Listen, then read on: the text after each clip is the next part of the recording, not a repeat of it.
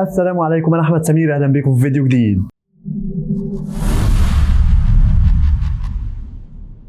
النهارده حلقه عرض فرايدي نايت سماك داون، بس قبل ما نبدا عايزك تشترك في القناه لو مش مشترك وتعمل لايك للفيديو، واللي ما اتفرجش على فيديو توقعات سمر سلام هسيب لكم الرابط بتاع الفيديو في اول تعليق تحت في التعليقات.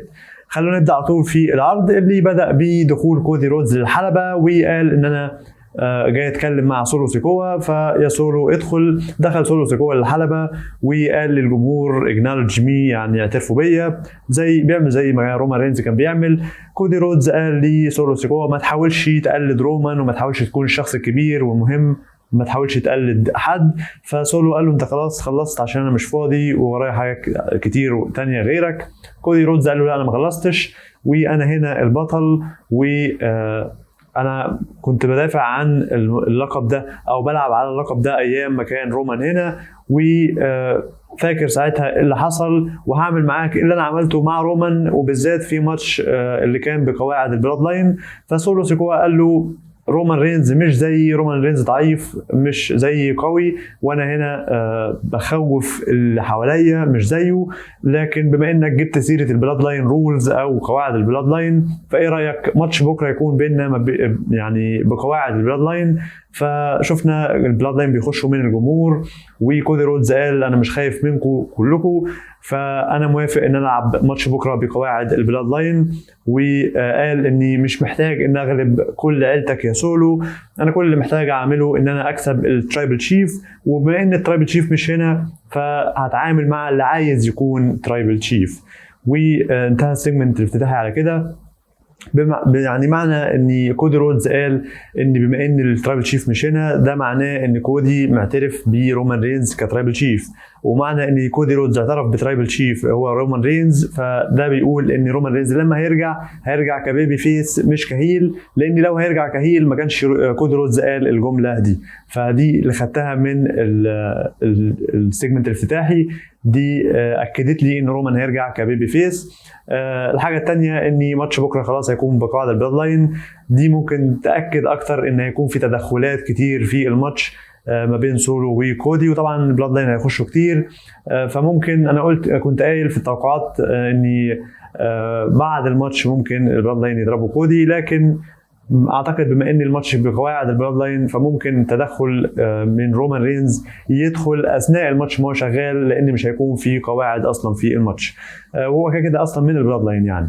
فخلينا نروح على بعد كده. شفنا خلف الكواليس لقاء مع او برومو من كارميلو هيز بيتكلم عن اندرادي، بيقول ان انت بتتكلم كتير يا اندرادي بقالك فتره عني، وانا هثبت لك النهارده ان انا احسن منك. رحنا بعد كده الحلبه، ماتش ما بين اندرادي ضد كارميلو هيز. لعبوا ماتش جامد بصراحه، عملوا ماتش ممتاز. فاز في الاخر اندرادي بتثبيت سريع، وحلو حته ان اندرادي يفوز بتثبيت سريع علشان ما نضرش كارميلو هيز والبناء بتاعه، فكويس جدا بصراحه، عمل ماتش ممتاز. بعد كده نشوف خلف الكواليس سانتوس كوبار بيقول لي لجدول الفانتازما ان انتوا فشلتوا الاسبوع اللي فات ان انتوا تفوزوا على ابولو كروز، وانا هعمل النهارده بدايه طريقنا للوصول للقمه، وبدايه الطريق دي هتكون ان انا افوز على ابولو كروز الدلادي. ودخل سانتوس كوبار ومعاه لجدول الفانتازما علشان يلعب ماتش ضد ابولو كروز اللي دخل، ومعاه بارين كوربن. شفنا ماتش كويس بينهم. اثناء الماتش حاول لجدول الفانتازما ان هو يساعد سانتوس كوبار، وشفنا من ضمن المحاولات دي ان هو لجدول الفانتازما ضرب بارين كوربن، وقدر في الاخر سانتوس كوبار ان هو يفوز بالماتش. خلف الكواليس شفنا لقاء مع جيت كارجيل وبيانكا بالير، بيقولوا ان احنا لعبنا قبل كده البا فاير والى دون على الالقاب، لكن ما كناش لوحدنا في الماتش، بس النهارده هنفوز بالالقاب التاج تيم علشان هنكون ضدهم لوحدنا. بعد كده نروح للحلبه، نيك ألدس واقف في الحلبه وبيقدم لوجان بول. دخل لوجان بول وقال اني انت ال نايت بتحلم او مجنون لو انت فاكر ان انت هتاخد اللقب بتاعي مني في المدينه بتاعتي، وانا مجهز بانر او بوستر ليا بما اني في مدينتي وبحتفل بيها. وطبعا ناس كتير بتتكلم عن اني ما دفعتش عن اللقب بتاعي في الفتره الطويله دي الا مرتين. انا عايز اقول اني في المرتين دول هم اكتر من عدد دفاع ال نايت عن لقب في حياته، طبعا لان ال نايت ما فازش بولا لقب في الدبليو دبليو اي. ف لوجان بول قال ان انا هنزل بانر او بوستر ليا احتفالا بان انا موجود هنا في المدينه، ونزل البوستر وشفنا ال نايت كاتب على البوستر بتاعه ياه، ودخل ال نايت وقال لي لوجان بول ان احنا على بعد 24 ساعه من ان انت تخسر اللقب بتاعك، وبما اني بكره هيكون اسوأ يوم في حياتك فانا هعمل لك مفاجاه تانية النهارده، فهجيب لك بانر جديد او بوستر جديد. شفنا خلف الكواليس ماشي لوجان ماشي ال نايت وبيدور على بوستر جديد لحد ما راح لعربيه لوجان بول. لوجان بول طبعا شافه في الشاشه اتجنن ويجري علشان يلحقه، فشفنا ال نايت بيركب العربيه بتاع لوجان بول وبيمشي بيها وملحقهوش لوجان بول، ويروح بعد كده خلف الكواليس لنيك ألديس ويقول له ان انت كنت عارف ان ال نايت هياخد العربيه بتاعتي ويمشي وانت في الاداره والمفروض ان انت تتصرف. فانا اعتقد بصراحه كفايه علينا كده من لوجان.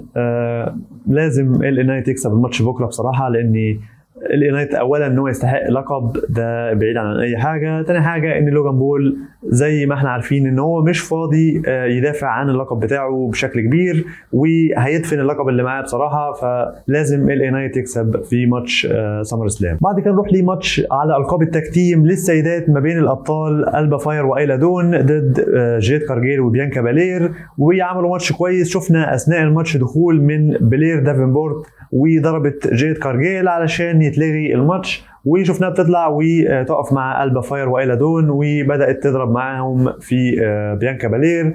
جيد كارجيل حاولت ان هي تقاتل لكن ما قدرتش لان هم اكتر منها، فده معناه ان او بيفسر اللي احنا شفناه قبل كده خلف الكواليس. لو فاكرين قلت لكم شفت ايلا دون بتتكلم مع بلير دافنبورت وقلت ان ازاي بلير دافنبورت ديت واحده يعني فرديه مش زوجي، ازاي بتتكلم مع اتنين زوجي. فادينا شفنا اللي حصل ده كان عباره عن اتفاق ما بينها وما بين ألبا فاير وايلا دون، وعملوا اتفاق مع بعض علشان هيبقوا موجودين مع بعض في الفتره اللي جايه في اتفاق بينهم، فعشان كده ظهرت بلير دافنبورت النهارده ودي ساعدت ألبا فاير وايلا دون. بعد كده نشوف خلف الكواليس نايا جاكس راحت لتيفاني ستراتن اللي كانت زعلانه على شنطه الماني ان ذا بانك بتاعتها اللي اتكسرت، وجابت لها شنطه جديده وقالت لها انا عملت لك شنطه مخصوصه ليكي لكن ما تنسيش اوعي تعملي صرف الحقيبه بكره في سمر سلام. قالت لها عيب عليك ما تقلقيش، والشنطه بصراحه شكلها حلو لايقه على تيفاني ستراتن.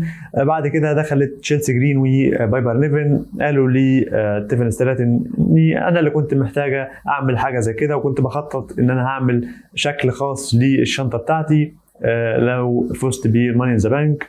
تيفاني ستراتن قالت لهم انتوا ما لكوش في الكلام ده اساسا وسابتهم ومشيوا. بعد كده شفنا برومو من دي اي واي وهم داخلين للحلبه وجوني جارجانو قال للبلاد لاين ان انتم موجودين في المدينه بتاعتي فانتم محاصرين بعيلتي اساسا حواليكم ومش هتخرجوا النهارده وانتم فايزين علينا. بعد كده نروح للمين ايفنت ماتش على القاب التاج تيم ما بين الابطال دي اي واي ضد البلاد لاين، وعملوا ماتش كويس جدا. شفنا اثناء الماتش محاولات من البلاد لاين للتدخل في الماتش. شفنا سولو سيكوا طلع وعمل سامون سبايك على توماسو تشامبا من غير ما الحكم يشوف، وشفنا ان في الاخر جيكاب فاتو قدر ان هو يخلص الماتش بنفسه ويثبت جوني جارجانو وفازوا البلاد لاين بالقاب التاج تيم. وبكده بصراحه يعني بيعززوا موقفهم وهم داخلين لسمر سلام علشان يبقى شكلهم يعني كويس وهم داخلين سمر سلام ويبقى ليهم هيبه اكتر والناس تحترمهم اكتر ما قبل كده. يعني انتهى عرض سماك داون على كده وسولو سيكوا رافع الحزامين بتوع التاج تيم كأنه اللقبين بتوعه زي ما رومان رينز عمل زمان وكان ماسك لقبين، فيعني تلميح كده بسيط على ان هو رومان الجديد. يعني انتهى سماك داون، كان سماك داون كويس، عرض جوهم لسمر سلام. يعني اخر الحاجات الاخيره او اللمسات الاخيره بالنسبه لبناء سمر سلام اللي هيكون بصراحه عرض ممتاز ومتوقع له هيكون عرض قوي جدا ومتحمس له بصراحه. بغض النظر عن هيحصل عودات ولا لا، الماتشات اصلا اللي فيه كويسه جدا والعداوات اصلا اللي فيه مبنيه بقالها فتره طويله، فبصراحه هيكون ماتش كويس ومتحمس له. فاللي ما شافش في فيديو توقعات سمر سلام هسيب لكم رابط الفيديو في اول تعليق تحت في التعليقات. وبس اتمنى تشترك في القناه لو مش مشترك وتعمل لايك للفيديو. كان معكم احمد سمير، اشوفكم ان شاء الله في فيديو جديد. سلام.